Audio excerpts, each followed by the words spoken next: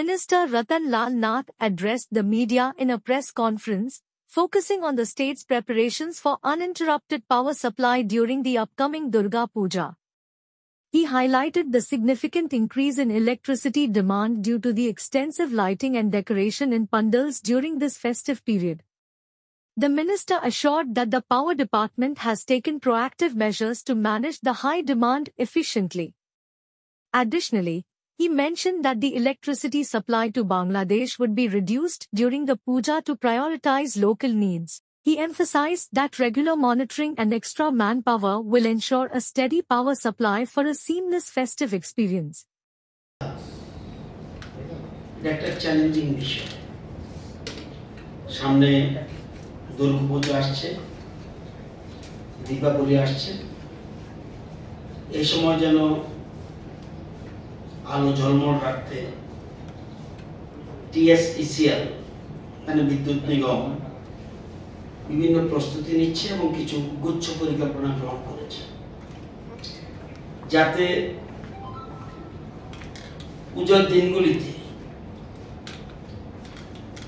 গোটা রাজ্যে যাতে বিরতিহীন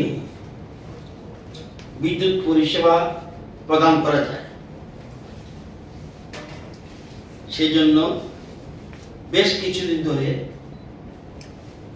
বেশ কিছু কাজ করছিল টিএসইসিএল এটা প্রায় মেরামতের কাজ প্রায় শেষ 95% কাজ শেষ হয়ে গেছে সামান্য কিছু বাকি আছে 2-1 দিনের মধ্যে সেটাও শেষ হবে রাজ্যে মোট 8টি বিদ্যুৎ সার্কেল রয়েছে বিদ্যুৎ পরিষেবাকে অক্ষুণ্ণ রাখতে পুজোর সময় মেরামতি কাজ বিশেষ করে গাছের ডাল কাটা জঙ্গল পরিষ্কার রাখা যাতে একটু বাতাসে কোনো সমস্যা না হয় তার টানা এবং ট্রান্সফরমার মেরামতি করা খুঁটি ঠিক করা ট্রান্সফরমার চেঞ্জ করা এগুলি এবং 33 কেবি লাইন 11 কেবি লাইন এলটি লাইন মেরামত করা এগুলি সমস্ত আনুষঙ্গিক যন্ত্রপাতি সমস্ত কিছু মেরামত এগুলি প্রায় 95% শেষ হয়ে গেছে এবং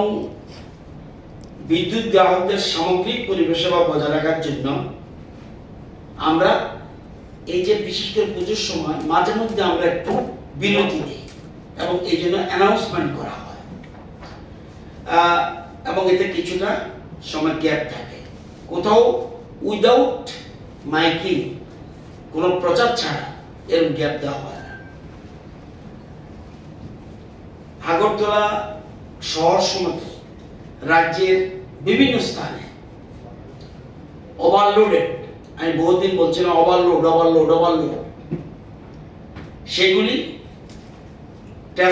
ট্রান্সফরমার ইতিমধ্যে আপগ্রেডেশন করা হয়েছে বিশেষ করে আগরতলা বেশি ওভারলোড যে আগরতলা বেশি ওভারলোড যেটা এটাকে প্রায় আমরা ট্রান্সফরমার হয় স্ট্রেংথেন করেছি অথবা চেঞ্জ করে দিয়েছি এছাড়াও আমাদের বর্তমানে তারপরেও আমাদের 475টা ট্রান্সফরমার মজুত রয়েছে এই দুর্গা পুজোর উপলক্ষে 475টা ট্রান্সফরমার আমরা একদম মজুত করে রেখেছি যেগুলি চেঞ্জ করতে হয় চেঞ্জ করছি এবং মজুত রয়েছে এবং পুজোর সময় যত বিদ্যুৎ সাব ডিভিশন আছে এবং 24 ঘন্টা লাগাতার পরিষেবা বজায় থাকবে এটা আমি আশ্বস্ত করছি এবং সে লোকে কর্মীদের শিফটিং ডিউটিও ব্যবস্থা করা হয়েছে এবং দুর্গাপূজার সময় সকল বিদ্যুৎ পরিষেবাতে যুক্ত যত কর্মী আছে সবাই ছুটি বাতিল সেই আধিকারিক হোক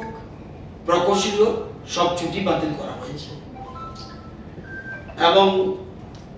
আমরা একদিন তো 378 হয়ে গেছে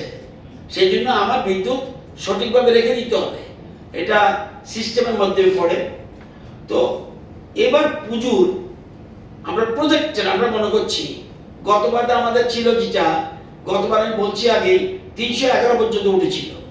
এবার আমরা ধরে নিচ্ছি 390 হবে।